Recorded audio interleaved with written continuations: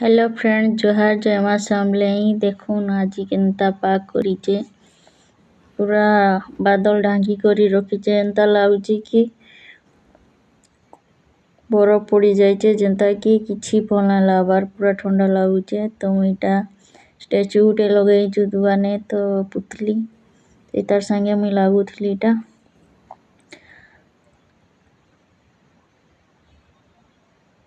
तो दुकाने केही नाइन तो आमे 4 जण अछु तो बोर लागुतला से मोबाइल देखुथले तो मुई टिके वीडियो बनासी बोली ता घर आसी करी ता अंडा आलू सिजे करी रखीचे ता मसला करसुचे तो अंडा आलू रांधमी पा केंदा करीचे तो गरम खावा के भल लागबा